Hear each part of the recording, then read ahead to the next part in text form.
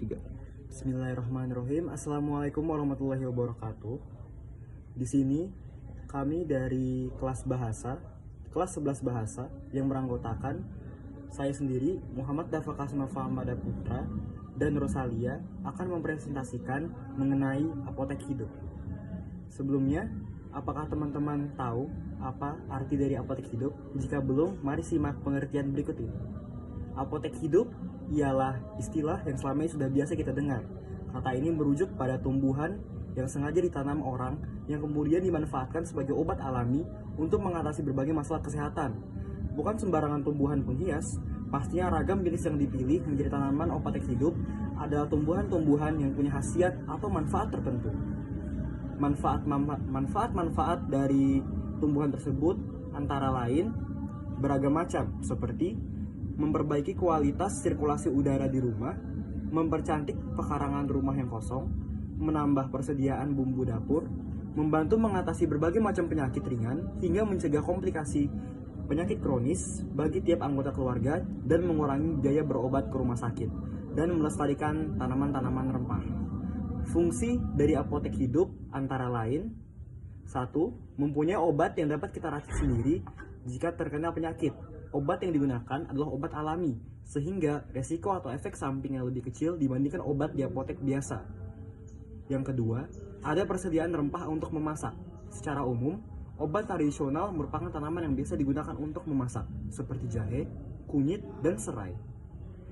Ketiga, mencegah hama dan serangga yang datang ke rumah karena tanaman obat merupakan pestisida alami. Dan yang terakhir, rumah menjadi makin indah karena berbagai macam tanaman hias yang ada di dalam. Contoh dari tanaman hidup. Yang pertama, kumis kucing.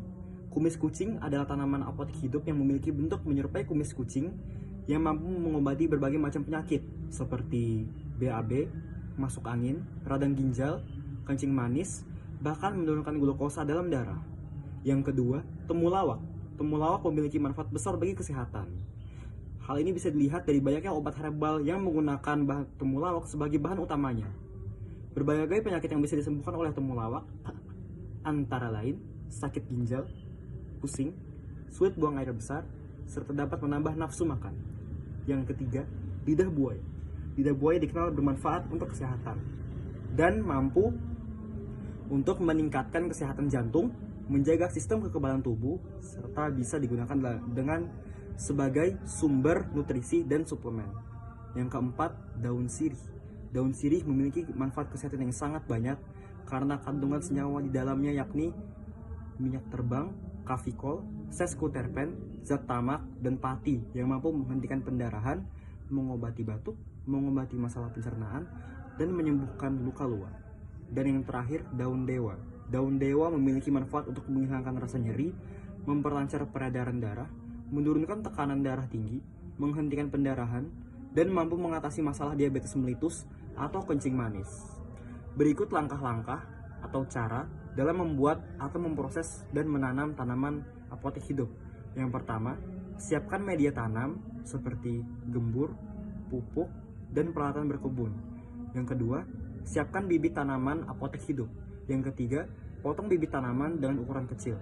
Yang keempat, rendam bibit tersebut dalam sedikit air hingga tumbuh tunas.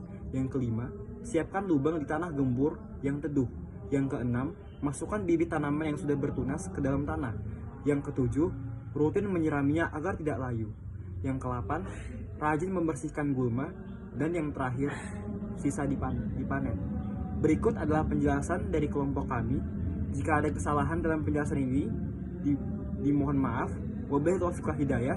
Sekian dari kami. Wassalamualaikum warahmatullahi wabarakatuh.